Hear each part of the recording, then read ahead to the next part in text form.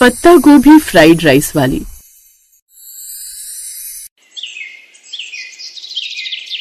ममता अपनी माँ के साथ अपने खेतों में खड़ी हुई थी। सारी फसल तैयार हो चुकी थी। आधे खेत में धान उगा रखा था और बाकी के हिस्से में पत्ता गोभी, धनिया, मिर्च, टमाटर, इस तरह की हरी सब्जियां उगा रखी थी।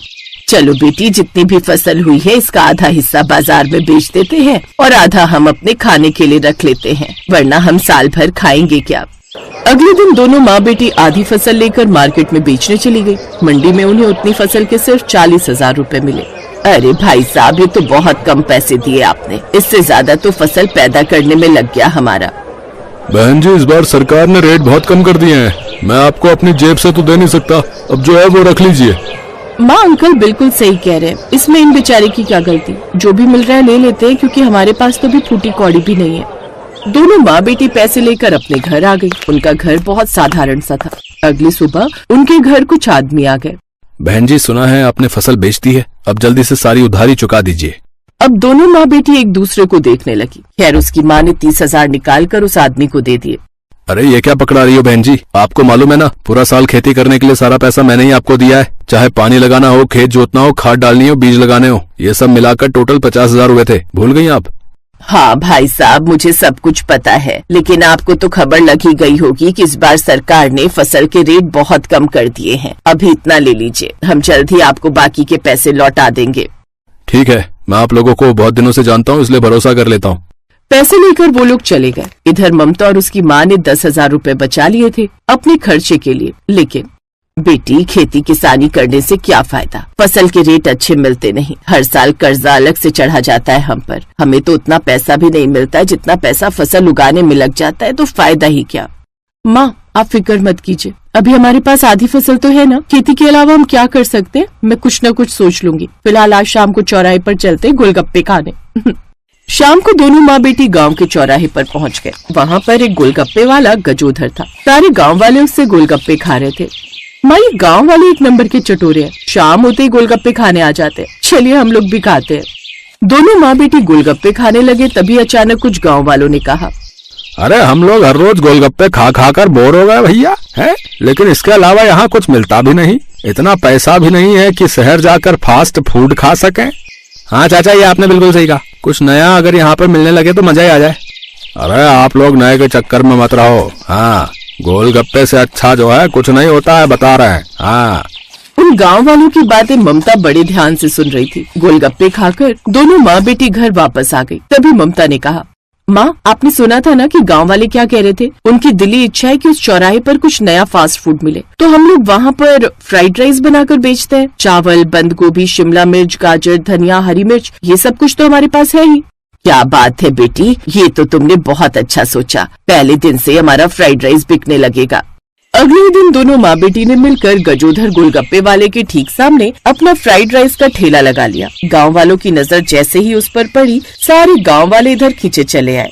अरे बिटिया, ये क्या है? चाचा, ये फ्राइड राइस है, शहरों में ये बहुत बिकता है। आप लोगों ने कल कहा था ना कि कुछ नया होना चाहिए, इसीलिए हम दोनों माँ बेटी आप सबके लिए कुछ नया लेकर आए हैं।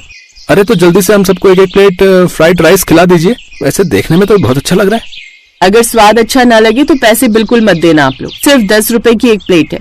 ममता ने सबको एक एक प्लेट फ्राइड राइस दिया। फ्राइड राइस खाकर सबको मजा आ गया।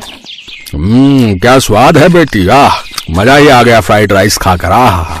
तो इस तरह गांव वालों को अब कुछ नया मिलने लगा था, इसलिए गजोधर के पास कोई भी गोलगप्पे खाने नहीं जाता था। वो सामने खड़ा होकर ममता और उसकी माँ से जलता रहता था। इन दोनों ने तो मेरा धंधा ही चौपट कर दिया है। मैं इस धंधे में और इस चौराहे पर बहुत पुराना हूँ, मुझसे ज्यादा दिमाग ये दोनों नहीं लगा पाएंगी। अब देखो मैं क्या करता हूँ। अगले ही दिन गजोधर ने भी फ्राइड राइस बेचना शुरू कर दिया। उसने अपने फ्राइड राइस में कुछ जड़ी बूटियां मिला दी, जिससे अब गांव के लोगों को उसका स्वाद पड़ गया और सारे लोग गजोधर की दुकान पर जाने लगे। इधर ममता और उसकी माँ परेशान हो गई। बेटी, हमारी दुकान पर तो अब सिर्फ गिने चुने लोग ही आते हैं, हमारा तो धंधा ही चौपट कर दिया इसने। माँ, ये गजोधर अपने आप को बहुत बुद्धिमान समझता है, लेकिन ये तो सिर्फ गांव में ही रहा है। मैं पढ़ी लिखी हूँ, मैं आज रात ही यूट्यूब पर कुछ देखती हूँ। रात में ममता ने सिजलर वाला पत्ता गोभी फ्राइड राइस के बारे में देखा। ये तो बिल्कुल नया है हमारे गांव के लिए, इसमें मंचूरियन भी है, पत्ता गोभी है, सब कुछ है, लेकिन ये सिजलर मैं कहाँ से लाऊंगी? इतने पैसे भी नहीं बचे मेरे पास कि शहर जाकर सिजलर ला सकूं। अगली शाम वो दोनों माँ बेटी अपने ठेले पर पहुँच गई। सबसे पहले उसने मंचूरियन बना लिए, फिर उसने फ्राइड राइस भी बना लिया, फिर उसके ऊपर फिंगर चिप्स फ्राई करके डाल दिया। गजोदर की दुकान पर सारे लोग फ्राइड राइस खाने में लगे हुए थे। ये सब क्या कर रही हो बेटी? माँ बस देखती जाइए। उसने तवा बिल्कुल लाल होने तक गर्म कर लिया, फिर उसने गोभी के ऊपर वाले हिस्से निकाल लिए और उसे गर्म तवे पर रख दिया। फिर सारा Manchurian, finger chips, fried rice सब कुछ गोभी के पत्ते पर रख दिया। सबको उसकी महक बहुत पसंद आई। अरे भैया, ये कैसी मनमोहक महक है गांव वालों, है? चलो भैया, ममता बेटी के पास चलते हैं। सारे लोग अब ममता की दुकान पर आ गए। गांव वाले उसकी नई डिश देखकर हैरान रह गए। हैरान मत हो गांव वालों, ये चाइनीज सिजलर वाली पत्ता गोभी फ्राइड राइस है। इंडिया में इसे सिर्फ कुछ लोग ही बना पाते हैं, उनमें से एक मैं भी हूँ। हाँ दीदी, इस डिश के बारे में मैंने भी वीडियो में देखा है, पर खाया कभी नहीं। आपको बनाना आता है ये हमें जानकर बहुत खुशी हुई। तो अब ममता की दुकान फिर से चलने लगी। गजोधर उस गांव से कभी बाहर नहीं निकला था, इसलिए वो सिजलर वाले फ्राइड राइस नहीं बना पाया। ऐसे ही 2-3 साल बीत गए। ममता अपने पैसों का बिल्कुल दिखावा नहीं करती थी। फिर एक रोज गजोधर ने दिमाग लगाया। वो भागकर ममता के ठेले पर आया। बहन जी, मेरी दुकान तो चल नहीं रही, आप लोग मुझे अपनी दुकान पर काम पर रख लो। ठीक है, हमें वैसे भी एक कर्मचारी की जरूरत थी।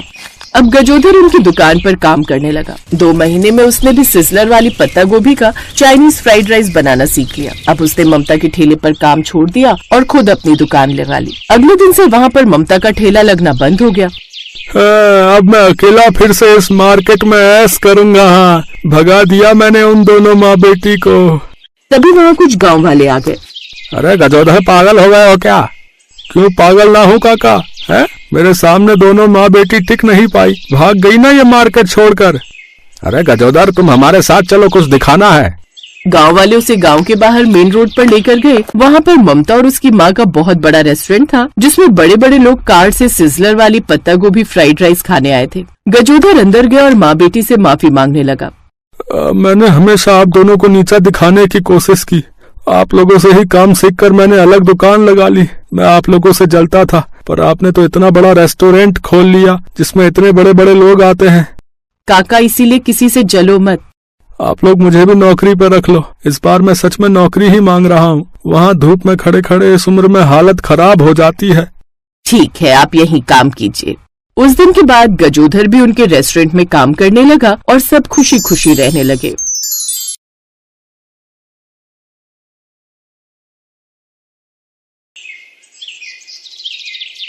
पूजा की शादी के लिए उसके घर वाले लड़का देख रहे थे। इसी वजह से उसकी मम्मी उसे रसोई में कोई न कोई खाने की चीज बनाना सिखा रही थी। मम्मी, मैं कितनी मर्जी कोशिश कर लूं, मैं ठीक से चावल नहीं बना पा रही हूँ। बताया तो था कि ठीक से नाप कर पानी डाला कर, तू फिर वही गलती दोहरा देती है। अगली बार जब मैं खाना बनाने खड़ी होंगी तो तू साथ खड़ी हो जाना और बिल्कुल ध्यान से देखना कि मैं कैसे चावल बनाती हूँ। ओके मेरी प्यारी मम्मा। पूजा की माँ, लड़के वालों ने पूजा को पसंद कर लिया है। कल हमें रेस्टोरेंट में बुला रहे। वो चाहते हैं कि कल ही रोका कर दे। कल? फिर तो हमें भी तैयारी करनी होगी। चावल की बात बीच में ही रह गई और पूजा की शादी की तैयारियां शुरू हो गई। खूब धूमधाम से पूजा की शादी हुई। शादी के बाद पूजा अपने ससुराल पहुंची। पूजा ने सबके लिए हलवा बनाया और सबने हलवे की बहुत तारीफ की। बहुत स्वादिष्ट हलवा बनाया है, सचमुच बढ़िया घी डालकर भुना हुआ हलवा है। हलवा बिल्कुल सही चीनी डालकर बनाया है, मीठा भी एकदम बढ़िया डाला है। हलवा अच्छा बनाया है पूजा, वैसे मैं भी ऐसे ही बनाती हूँ। बाकी चीजें तो अभी तुम्हारे हाथ की किसी ने खाई नहीं है, तो वो तो बाद में पता चलेगा कि तुम बाकी खाना कैसा बनाती हो। अच्छा ही बनाती होगी बहू, जैसे तुम बढ़िया खाना बनाती हो। मुझे हलवा खाकर यकीन हो गया है कि पूजा बहू भी खाना बनाने में माहिर होगी। सास की बात सुनकर पूजा थोड़ी टेंशन में आ गई, क्योंकि वो जानती थी कि वो सब कुछ अच्छा बना सकती है, पर चावल बनाने के लिए अगर किसी ने कहा तो कहीं चावल खराब ना बन जाए। अगले कुछ दिन तक तो पूजा ने खाना नहीं बनाया, पर धीरे धीरे जब पूजा रसोई में खाना बनाने लगी तो ऐसे ही एक दिन, पूजा मैंने राजमा बना दिए, तुम चावल बना लो। चावल? हाँ चावल, जीरे वाले। क्यों, क्या हुआ, नहीं बना सकती क्या? नहीं नहीं, ऐसी बात नहीं है भाभी, बना दूंगी, बना लेती हूँ। पर उसे यही चिंता थी कि उसके चावल खराब ना हो जाए। काफी देर तक पूजा सोच में डूबी रही। अचानक कुछ मेहमान मिलने के लिए आ जाते हैं। क्या क्या बात है पूजा, तुमने अभी तक चावल नहीं बनाए? तुम्हें पता है ना मामा जी मामी जी वगैरह सब खाने के समय आए तो राजमा बने हुए हैं। तुम्हें एक चावल बनाने के लिए बोले, तुमने अभी तक वो भी गैस पर नहीं चढ़ाए। भाभी वो चावल भिगोए थे, बस बना ही रही हूँ। अब पूजा के पास चावल बनाने के सिवा और कोई चारा नहीं था, क्योंकि पहले ही अलका उसे 2 बार टोक चुकी थी। पूजा ने चावल बनाना शुरू किया। बीच बीच में उसकी जेठानी उसे देख रही थी। पूजा ऐसे काम नहीं चलेगा, देखो मैं इतने काम एक साथ कर लेती हूँ और एक तुम हो जो एक काम करने में घंटों लगा देती हो। अब जल्दी से चावल बना लो, मेहमानों के लिए खाना लगाना है। अलका बार बार उसे चावल के लिए बोलने आ रही थी, पर हर बार की तरह इस बार भी पूजा के चावल पूरी तरह से चिपक कर घुट गए थे। बन गए चावल? एक काम करो, तुम डाइनिंग टेबल पर ले आओ, मैंने सब कुछ लगा दिया है, मैं सलाद रख रही हूँ। पूजा ने चावल बर्तन में निकाले और सबके लिए डाइनिंग टेबल पर ले गई। अरे वाह, आज तो नई बहू के हाथ के चावल खाने को मिलेंगे। पूजा बहू, हमें पूरा यकीन है कि तुमने बढ़िया चावल बनाए होंगे। लाओ भाई, राजमा भी दो और चावल भी। पूजा चावल के बर्तन से ढक्कन हटाती है तो सब लोग जब चावल की तरफ देखते हैं तो हक्के बक्के रह जाते हैं। ये क्या है पूजा, तुमने तो चावल की जगह चावल का भरता बना दिया। ये कैसे घुटे हुए चिपके चावल बनाए? मुझे नहीं पता था कि तुम चावल नहीं चावल का भरता बनाओगी। सॉरी, ये सच है, मुझे चावल बनाने नहीं आते। कोई बात नहीं बहू, हम ऐसे ही मिक्स करके खा लेंगे। लाओ दे दो। मामा जी मामी जी, मैं दूसरे चावल बना लाती हूँ। अलका बहू, जाकर रोटी सेक लो। सॉरी मामा जी, सॉरी मामी जी। कोई बात नहीं बेटा, बार बार सॉरी मत बोलो, कभी कभी कुछ चीजें नहीं बनानी आती। देखो तो, हमने तो खा भी लिए। पूजा, अलका से रोटी ले आओ, उसने बना ली होगी। कुछ देर बाद जब मामा मामी चले गए तब अलका ने तूफान खड़ा कर दिया। आपको पता है देवर जी, पूजा ने दोपहर में चावल का भरता बना दिया था। इतनी शर्म आ रही थी मामा जी मामी जी के सामने। बताओ तो वो क्या सोच रहे होंगे कि छोटी बहू को चावल बनाने नहीं आते। पूजा की जेठानी इतना शोर मचाकर उसका अपमान कर रही थी कि पूजा की आंखों में आंसू आ गए। बस भी करो अलका, कितना सुनाओगी? अरे नहीं आते तो क्या हुआ, मैं बनाने सिखा दूंगी बहू को चावल। पूजा बहू, चिंता मत करो, आज जो गलती तुमसे हुई है उसके लिए पछतावा करने की कोई जरूरत नहीं। कुछ चीजें ऐसी होती हैं जो हम ठीक से बना ही नहीं पाते। अब मुझे ही देख लो, मैं जब भी आटा गूंथती हूँ तो मेरे से आटा ढीला हो जाता है, मैं आटा सख्त गूंथ ही नहीं पाती। अलका बहू, तुम भी तो कई बार जब कढ़ी बनाती हो तो कभी तो बहुत अच्छी बन जाती है, कभी बिल्कुल नहीं बनती। तो क्या इसमें तुम अपने लिए ढिंडोरा पीटती हो कि तुमसे चीज अच्छी नहीं बनी? और रही बात इन चावलों की, हम इन चावल का भरता ही बनाएंगे, एक नई रेसिपी। चलो पूजा बहू, रसोई में चलते हैं। तुम मुझे प्याज, टमाटर, हरी मिर्च, लहसुन, अदरक सब कुछ काट कर दो, मैं इन चावल का भरता बनाऊंगी। और कल से मेरी ड्यूटी शुरू होगी तुम्हें चावल बनाना सिखाने की। अपनी सास की बात सुनकर पूजा के चेहरे पर सुकून की मुस्कान आ जाती है। पूजा की सास चावल का भरता बनाती है क्योंकि वो जानती थी कि पूजा ने भले ही चावल घुटे हुए बनाए हैं पर दिल से बनाए हैं, इसलिए वो पूजा के बनाए हुए चावलों का मान रखती है और सबको चावल का भरता बहुत ही टेस्टी लगता है। वाह प्रकाश की माँ, तूने तो नया ही तरीका अपनाया चावल से भरता बनाने का। बड़े स्वाद लग रहे हैं तुम। पूजा बहू, एक काम करो, तुम चावल बनाना सीखना छोड़ ही दो, तुम ऐसे ही चावल बनाया करो, तुम्हारी सास इनका भरता बना दिया करेगी। क्यों भाई? नहीं नहीं, चावल भी सीखेगी हमारी बहू। ये अलग बात है कि कभी कभी ये भी ट्राई किया करेंगे, पर बहू को मैं ऐसे चावल बनाना सिखाऊंगी कि चावल का एक एक दाना अलग होगा। अगर चावल खिले खिले बनाने हैं तो सबसे पहले उन्हें बनाने का तरीका सिखाऊंगी। कुकर में कैसे बनाने हैं, खुले में कैसे बनाने हैं, सब तरीके अलग अलग होते हैं। कितने चावल, कितना पानी, हर किसी का अपना हिसाब होता है, पर चावल ऐसे बने होने चाहिए कि बर्तन से एक दाना भी ना चिपके। वही सबसे बढ़िया चावल बनने की पहचान होती है। थैंक यू माँ जी, आपकी जैसी सास पाकर सचमुच मैं बहुत खुश हूँ। सॉरी पूजा, कल मैंने कुछ ज्यादा ही बोल दिया था, पर मैं भी तुम्हारी अच्छी वाली जेठानी हूँ। मुझे पता है भाभी, आप भी बहुत अच्छे हो और यहाँ पर सब बहुत अच्छे हैं, सब मुझे समझते हैं और बहुत प्यार देते हैं। पूजा की सास उसे चावल बनाने का सही तरीका बताती है। कुछ दिनों बाद पूजा बहुत अच्छे बढ़िया खिले खिले चावल बनाना सीख जाती है, पर कभी कभी उसके ससुराल में अब चावल का भरता भी बनने लगा, क्योंकि कहीं न कहीं पूजा के हाथ के बने चिपके चावल एक नई पसंदीदा डिश बन गए थे।